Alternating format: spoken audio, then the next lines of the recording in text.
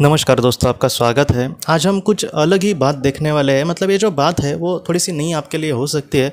मैंने भी जब ये पढ़ी थी तब मुझे भी बहुत अलग लगा था। ये बात इस तरीके से है दोस्तों कि जैसे पृथ्वी पर हम कुछ प्लान करके आगे बढ़ते हैं। जैसे मैं घर से निकल रहा हूँ तो मेरा एक कुछ प्लानिंग है कि मैं ऐसे यहाँ से जाऊँगा, वहाँ से बाद में मेरा वो काम करूँगा, बाद में और भी कुछ काम होंगे तो वो सारे करके बाद में मैं दोपहर तक या फिर शाम तक वो मेरे सारे काम पूरे हो जाएंगे और बाद में मैं फिर से घर पर लौट आऊँगा। मतलब क्या है कि मेरा एक छोटा सा सफ़र है, उसमें मैंने कुछ प्लानिंग की है कि इस तरीके से मैं कुछ करूँगा और उसके बाद मेरा वहाँ सा जो सफ़र है वो चालू हुआ। ऐसे हमेशा हम इसी तरीके से प्लानिंग करके घर से बाहर निकलते हैं। कोई जॉब पे जाता है तो हाँ मैं जॉब पे जाऊँगा, आते समय कुछ लाइट बिल भरना या फिर छोटे मोटे ऐसा कुछ काम करने तो वो मैं करके आ जाऊँगा। तो इस तरीके से हम लोग कुछ प्लान करते हैं। तो हमारी जो आत्माएँ हैं दोस्तों वो भी इसी तरीके से कुछ प्लान करके इस जीवन में समझो आती है। लेकिन यहाँ पर दूसरी बात देखने जैसी ये है कि मैंने जो प्लान किया है हमेशा चीज़ें वैसे ही घटेंगी क्या? हो सकता है कि कोई एक काम है उसमें मुझे आधा घंटा लगना था लेकिन अब 1.5 घंटे मैं बैंक के उस लाइन में खड़ा हूँ लेकिन फिर भी वो काम नहीं हो रहा। या फिर मेरा कुछ दूसरा काम है वहाँ पर भी वो भी नहीं हो रहा। या फिर मुझे किसी दोस्त ने फ़ोन किया और मुझे अर्जेंटली बुलाया तो मेरे सारे काम रह गए। मतलब क्या है कि प्लान तो हर एक इंसान करता है लेकिन हालात हमेशा उसी तरीके से बने रहेंगे ये हम कह नहीं सकते। तो ऐसी ही सेम बात दोस्तों कभी कभी आत्माओं के साथ होती है। कभी कभी क्या होता है कि जो आत्माएं होती है वो प्लानिंग के साथ आगे बढ़ती है। जैसे इस जीवन में मुझे ये सीखना है, इस जीवन में मुझे ये करना है और इस वजह से वो पृथ्वी पर आएंगी और उस जीवन को प्रारंभ करती है। लेकिन उनकी जो जीवन की जीवन चक्र है या फिर जीवन का जो सफ़र है वो उस तरीके से नहीं चलता, वो एक अलग ही मोड़ लेकर जाता है। ऐसी जो बातें हैं वो ज़्यादातर ये देखा गया है कि तीसरे और चौथे लोग की जो आत्माएं हैं उनके साथ ये बहुत बार होता है। चौथे लोग की आत्माओं के साथ ये इसलिए होता है क्योंकि वो बहुत बार कभी कभी नई आत्माएं होती है, इसलिए उनका क्या होता है कि ऊपर से उनको लगता है कि हाँ मैं इस तरीके से कर्म करके जीवन में आगे बढ़ूंगी। लेकिन जैसे पृथ्वी की जो माया है वो इतनी ज़बरदस्त होती है तो वो काम क्रोध लोभ जैसी जो चीज़ें हैं वो उनको अपने बोलते हैं ना कि उद्देश्य से पूरी तरीके से भटका देती है। तो इसलिए जैसे वो प्लानिंग करते हैं वैसे कुछ होता ही नहीं उनके जीवन में। ये चौथे लोग की आत्मा की बात हुई। लेकिन तीसरे लोग की आत्मा की बात क्या होती है कि जैसे वो कुछ बुरा किया है, समझो वो चौथे लोक में थे, उन्होंने पृथ्वी पर कुछ बुरा किया इसलिए वो तीसरे लोक में आ गए। अब तीसरे में आकर वो परेशान हो जाते हैं, दुखी हो जाते हैं, तब उनको ये लगता है कि मैं जल्दी से जल्दी चौथे लोक में चला जाऊँ। तो इसलिए वो क्या करते हैं कि कभी कभी बहुत बुरे जीवन का भी चयन करते हैं। बुरे जीवन का चयन वो इसलिए करते हैं क्योंकि उन्होंने कुछ बुरा किया है तो उसका पाप का क्षालन हो जाए। और दूसरा कि बुरे जीवन में अगर वो कुछ अच्छा करने की कोशिश करेंगे तो उनका जो विकास है वो थोड़ा सा तेज़ गति से हो सकता है और वो डायरेक्टली चौथे लोक में जाएंगे। तो इसलिए वो ऐसे जीवन का चयन करते हैं। एक प्लानिंग है। ये सुनने के लिए आपका और मुझे भी बहुत अच्छा यहाँ पर है। ये ऐसे नेगेटिविटी में कुछ अच्छा पॉजिटिव करने की कोशिश करेगी वो आत्मा और अपने जीवन में आगे बढ़ेंगी। लेकिन ये बस प्लानिंग है। जब वो पृथ्वी पर आएंगे तब ये जो बुरी चीज़ है, जैसे उसने बुरे बुरी राह पर जैसे एक इंसान के घर में उसने जन्म लिया तो वो क्या होगी, उस सारी चीज़ों में हो सकता है कि बहुत ज़्यादा चांसेस है कि वो बहते जाए। जिसके उसके घर में बहुत ही बुरा माहौल होगा तो वो भी एक अच्छा इंसान बनेगा कि नहीं ये हम कह नहीं सकते। बहुत ज़्यादा चांसेस होते हैं कि वो एक बुरा इंसान बने क्योंकि उसको बचपन से वैसे ही संगत मिलती है, उसको सुधारने वाला बहुत कम लोग मिलते हैं। अगर वो बुरी राह पर चलते गया और उसको बाद में कोई अच्छे विचार भी डालने वाला कोई इंसान मिला जो उसके अच्छे विचार कहे, उसको सुधारने की कोशिश करे तो उसकी भी बातों को वो कितना महत्व देगा। तो इस तरीके से बहुत बार क्या देखा गया है दोस्तों कि जिस तरीके से इंसान के जीवन में कुछ भी प्लानिंग यहाँ का वहाँ हो सकता है, थोड़ा सा प्लानिंग बिगड़ सकता है। तो उसी तरीके से आत्मलोक में भी ऐसी बहुत बातें होती है जहाँ पर एक आत्मा अपने जीवन का चयन करती है और इस तरीके से वो पूरा तरीके से उसका प्लानिंग बिगड़ जाता है। तो ऐसे वक्त में बहुत बार ये देखा गया है दोस्तों कि ऐसी कुछ चीज़ें हो जाती है जो पहले तय नहीं हुई थी लेकिन बाद में अचानक कोई आत्मा इसलिए कुछ ऐसा करने की कोशिश करती है जिससे वो अपने उद्देश्य से ना भटके। एक उदाहरण देता हूँ जिससे आपको सारी बातें क्लियर हो जाए, क्योंकि अब तक मैंने जितनी बातें कही उसके आपको इस विषय के बारे में एकदम ठीक से मैं बता नहीं पाया, या फिर आपको ये उदाहरण के साथ बहुत ही अच्छे से पता चलेगा कि मैं आखिर आपको क्या कहने की कोशिश कर रहा हूँ। एक आत्मा थी दोस्तों और उसने एक लेडी की जीवन ऐसा चयन किया था, एक औरत का जन्म उसने चयन किया था और उसके जीवन में उसको अकेले वो किस परिस्थिति से लड़े, इसलिए उसने ऐसे चयन किया था दोस्तों कि उसको एक बेटा होगा और उसके बाद बेटा होने के तुरंत बाद उसका जो हस्बैंड था वो इस दुनिया से चला जाएगा। उसका हस्बैंड उसके लिए सब कुछ था, उसके बिना वो जीने की से भी कुछ बोलते हैं ना कि उसने कल्पना भी नहीं की थी। और इस वजह से वो किस तरीके से संघर्ष करेगी, कुछ छोटा मोटा काम करके अपने बच्चे को संभालेगी। ऐसे संघर्ष से उसके आत्मा को बहुत ही ज़्यादा मदद मिलने वाली थी। तो ये उसने अपना प्लानिंग बहुत ही अच्छे से किया था। लेकिन जब हालात उस तरीके से आए उसके सामने, जैसे उसको एक बेटा हुआ और बाद में वो इस दुनिया से चला गया उसका हस्बैंड, तब क्या हुआ दोस्तों, हालात कुछ इस तरीके से बने थे कि उसका जो बेटा था वो एकदम छोटा था, एकदम 1-2 महीने का।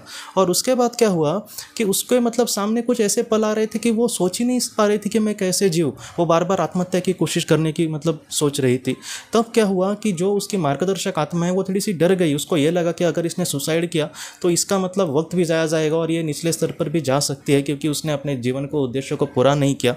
निचले स्तर पर डायरेक्टली नरक में कोई नहीं जाएगा, लेकिन वो ऐसी बातें होती है जहाँ पर बोलते हैं ना कि छोटा सा एक कार्य या फिर थोड़ा सा अपने आप को संभाल कर जीवन में आगे बढ़ सकती थी, तो उसका जो नुकसान होने वाला था वो बहुत नुकसान बचा सकती थी। इसलिए इस तरीके से मार्गदर्शक आत्मा ने ये सारी चीज़ें देखी और उसने वो जो बच्चा था उसका जो बेटा था उसके लिए किसी और आत्मा का चयन किया गया था कि वो उसका बेटा बनेगा। कोई और आत्मा उसके बेटे के रूप में आने वाली थी, लेकिन इसकी जो मार्गदर्शक आत्मा थी उसने तुरंत उस वक्त ऐसा फैसला किया कि मैं इसका बेटा बनकर पृथ्वी पर आऊँगा।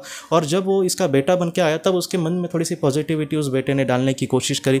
जैसे पॉजिटिविटी वो आत्मलोक से जैसे प्रार्थना होती है या फिर अच्छी से जो जिस तरीके से पॉजिटिव वेव्स होते हैं उस तरीके से ये डालने की कोशिश करी थी। बाद में उसका जब बेटा थोड़ा थोड़ा बड़ा होते गया, उसको समझ आती गई, तब तक उसने अपनी माँ को बहुत अच्छे विचार कहने की कोशिश करी। और बाद में इस महिला ने ये कहा कि उसको बार बार यही लगता था कि ये बेटा ही मेरे जीवन की उम्मीद है, इसने ही मुझे अब तक बचाया है, नहीं तो मैं कब का इस दुनिया से चली जाती थी, अपने खुद के हाथों से ही मैं अपनी जान लेती थी। और जब इस महिला ने अपना पास्ट लाइफ रिग्रेशन किया तब उसको ये बात पता चली कि उसकी जो मार्गदर्शक आत्मा है वही उसका बेटा बन के आई थी। ये सारी चीज़ें तय नहीं हुई थी, लेकिन फिर ऐसी क्यों बातें हुई, क्योंकि वो उसके जीवन के उद्देश्य को पूरा करने के लिए ये बातें बहुत ही ज़्यादा महत्वपूर्ण थी। जैसे उसकी जो मार्गदर्शक आत्मा थी उसका कुछ भी कर्म बंधन नहीं था उस आत्मा से या फिर उसके क्लाइंट से, लेकिन फिर भी उसने ऐसे जीवन का इसलिए चयन किया था क्योंकि उसके अपने जीवन के उद्देश्य को वो बहुत ही अच्छे से पूरा कर सके, उसका जो जीवन है वो वेस्ट ना चले जाए। तो इस तरीके से बातें बहुत बार ये तो हमें एक ही केस पता चली है, लेकिन बहुत बार ऐसी जो आत्माएं होती है वो कुछ ऐसे प्लान से बाहर जाकर कुछ आउट ऑफ द लाइन जाकर कुछ मदद करने की कोशिश करते हैं। जिन्होंने जीवात्मा जगत के नियम ये किताब पढ़ी होगी उसमें आपको ने देखा होगा कि सूरदास की मदद के लिए उच्च बलि आत्मा किस तरीके से आती है पृथ्वी पर। ये जो सारी चीज़ें हैं वो भी प्लान में नहीं होती कि उसके जीवन में उसको कोई रास्ता दिखाने वाला आएगा, लेकिन जो सूरदास की करीबी आत्मा थी उसने वहाँ पर उनको बहुत ज़्यादा रिक्वेस्ट किया और कहा कि आप प्लीज़ उनकी मदद करना जितना हो सके। तो उसके लिए वहाँ पर वो आए थे और उसको सुधारने की उन्होंने कोशिश की और बाद में सूरदास सुधर भी गया था। तो इस तरीके से जो घटना है दोस्तों, इसके केसेस ज़्यादातर मैंने तो पढ़े नहीं ज़्यादा, लेकिन जो मैं आगे भी अगर पढ़ा तो मैं आपको ज़रूर बताऊंगा। लेकिन ऐसी बहुत सारी जो बातें हैं वो आत्मालोक में कभी कभी हो जाती है जहाँ पर कुछ प्लानिंग तो नहीं किया, लेकिन जैसे वक्त को संभालने के लिए या फिर वो उस आत्मा को कुछ बुरा ना हो या फिर वो अपने के साथ कुछ बुरा ना करे, ऐसे वक्त में उनको संभालने के लिए कुछ आत्माएं आ सकती है। यहाँ पर दोस्तों कोई जन्म लेकर ही आएगा या फिर सूरदास के जैसे कोई ऊपर से ही आएगा, इस तरीके से बात नहीं है।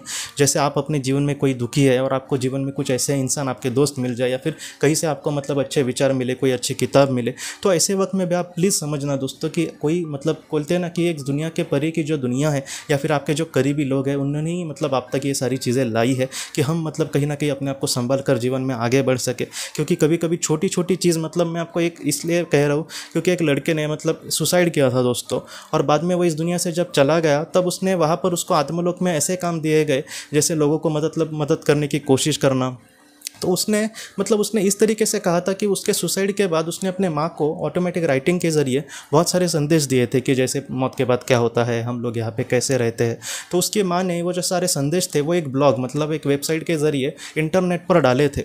तब इस लड़के ने खुद ने उसने कहा है कि जैसे किसी ने किसी अपने को खोया है, समझो उदाहरण के लिए कह रहा हूँ कि किसी एक माँ ने अपने बेटे को खोया है, तो ऐसे वक्त में उसने ये कहा है, उस लड़के ने खुद उसकी आत्मा ने कहा है ये बात दोस्तों कि अगर उसने अपने बेटे को खोया है और अपने बेटे को खोने के वजह से वो बहुत ही ज़्यादा दुखी है, तो ऐसे वक्त में वो क्या करता था कि उसके मन में ऐसे कुछ विचार डालता था कि वो कुछ ऐसे कीवर्ड्स ऐसे कंप्यूटर के जो कीबोर्ड के वर्ड्स है वो टाइप करके सर्च करे जिससे इसकी माँ का जो ब्लॉग है वो उसके सामने आता जाए और उसके बाद वो ब्लॉग पढ़े और वो दुख से उभर पाए। आप सोचिए, इसलिए मैं आपको कह रहा हूँ आपके मन में कोई ऐसी बात आ रही हो, आपको कोई अच्छी किताब मिली हो जिससे आपको थोड़ा जीवात्मा जगत, ये किताब भी आपको दुख से उभर पाएगी अगर आपने किसी अपने को खोया है या फिर आप ऐसे कोई भी एक ऐसा साधन आपको आपका कोई अच्छा दोस्त मिले, वो कहे कि नहीं बाबा तुम मत चिंता कर, ऐसी जो चीज़ें होती है आपके साथ, इसको थोड़ा सा गंभीरता से लो दोस्तों। मैं आपको इसलिए कह रहा हूँ क्योंकि हो सकता है कि आप उस दुख से उभर पाए, इसलिए मतलब नियति या फिर सर्वशक्तिमान ईश्वर या फिर आपके जो अपने हैं वो खुद प्रयास कर रहे हैं और उस तरीके से आपके सामने वो मार गया। तो इस तरीके से मतलब आप देख सकते हैं। बस कुछ ऐसे स्वार्थी भी लोग होते हैं जो ऐसा कुछ कहेंगे और मतलब खुद कुछ मांगने की कोशिश करेंगे, ऐसा नहीं। जो भी मतलब दिल से करता है वो उस तरीके से नहीं ये करेगा। बस कैसा है कि हमें ये सोचना है कि नहीं, जो हमारे साथ कुछ अच्छा हो रहा है मतलब वो सिर्फ इंसान नहीं कर रहा, बल्कि कोई सर्वशक्तिमान ईश्वर है, फिर वो एक अच्छी जो शक्ति है वो हमें दुख से उभर पाने की मतलब कोशिश कर रही है। और इसलिए मैं मतलब एक अच्छा इंसान बनने की कोशिश करूँगा, इस दुख से उभर पाने के लिए मतलब अपने आप को संभालूंगा और जीवन में आगे बढ़ूंगा। तो ये बात मुझे लगता है कि कुछ सीखने जैसी है। जैसे कुछ बातें जो प्लान में नहीं होती फिर भी उस आत्मा के उद्देश्य के लिए या फिर उसके अच्छे सफ़र के लिए, उसको जो भी सीखना है उन सारी चीज़ों के लिए बहुत ही ज़्यादा महत्वपूर्ण होती है। तो ये हमें मतलब बहुत ही ज़्यादा गंभीरता से लेना होगा दोस्तों। तो इस तरीके से बहुत सारी जो बातें हैं वो आत्मलोक में मतलब होती है, जो थोड़ा सा हमें मतलब अंगीकार करना या फिर समझना थोड़ा सा मुश्किल हो जाता है। लेकिन फिर भी ऐसी कुछ बातें होती है जहाँ पर आत्मा के अच्छे के लिए, उसके भले के लिए आत्माएँ कभी कभी ऐसा डिसीजन ले सकती है दोस्तों। तो दोस्तों इसके बारे में मुझे और भी कोई नई जानकारी मिली तो मैं आपके साथ वो ज़रूर शेयर करूँगा। तो दोस्तों हम अपने अगली वीडियो में किसी नए विषय को लेकर मिलेंगे। तब तक आप अपने परिवार का ख्याल रखना। आपका बहुत बहुत धन्यवाद। जिंदगी की रोशनी ये एक कंसल्टेंसी है जो ऐसे लोगों को मदद करने की कोशिश करती है जिन्होंने किसी अपने को खोया है या फिर जो लोग अपने जीवन में बहुत ही ज़्यादा दुखी है। जो लोग इस संस्था के साथ जुड़ते हैं उन्हें पास्ट लाइफ रिग्रेशन की ऑडियोज़ भेजी जाएगी, जिससे घर बैठे वह पास्ट लाइफ रिग्रेशन का अभ्यास कर सकते हैं। और उन्हें 5 मेडिटेशन ध्यान की भी ऑडियोज़ भेजी जाएगी और इसके साथ साथ उन्हें PDF किताबें भेजी जाएंगी जो हिंदी और अंग्रेज़ी में है, जो मोबाइल पर या फिर लैपटॉप पर आप उसे पढ़ सकते हैं। और 10 ऑडियो बुक्स भी आपको भेजी जाएंगी। तो दोस्तों अगर आप इस संस्था के साथ जुड़ना चाहते हैं तो कृपया इस नंबर पे व्हाट्सएप मैसेज करें। आपका बहुत बहुत धन्यवाद।